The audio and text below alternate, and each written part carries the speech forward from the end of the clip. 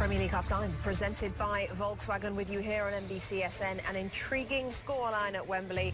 Manchester United are beating Tottenham by 1-0. Marcus Rashford just before the break. Rebecca Lowe, Robbie Mustoe with you. Let's get to those Geico first half highlights. 12 minutes on the clock. A chance for United already, Robbie.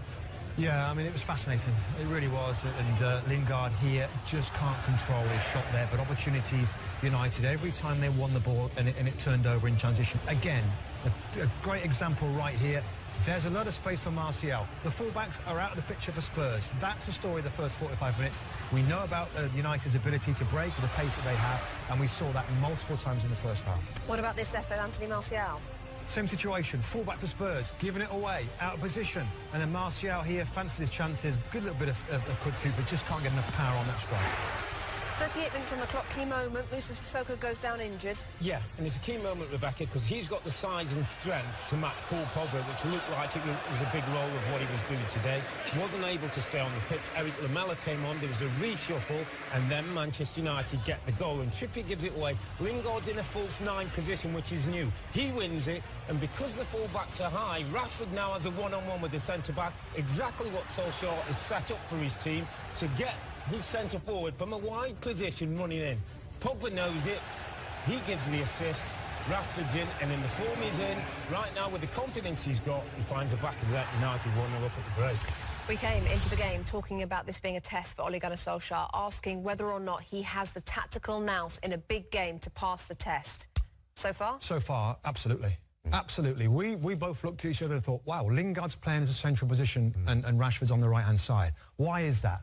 Well, I'll tell you why it is, because Spurs play with the diamond. I talked about the 4 versus the 3. So that diamond is not having any joy now, because Lingard is marking the lowest player in Winks. And what that's meant is the middle of the park is kind of looking after itself, so the wide areas is where it's at. And what we've seen, Rob, we've seen the fullbacks from Spurs at times get forward and deliver balls in. There was a goal that was disallowed, the Kane goal, was from Trippier getting forward. Ben Davies has done the same down the outside. Now, they're free, because the wide forwards of United, Rashford and Martial, haven't tracked them back.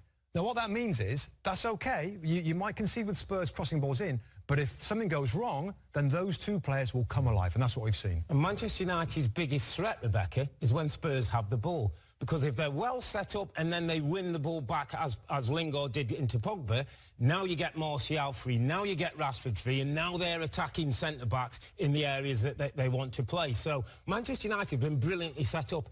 And what strange sort of situation it is. Jose Mourinho wanted to almost play this way, sit back, but he wouldn't allow those high forwards to stay there. Rashford would be back marking, and so would Martial.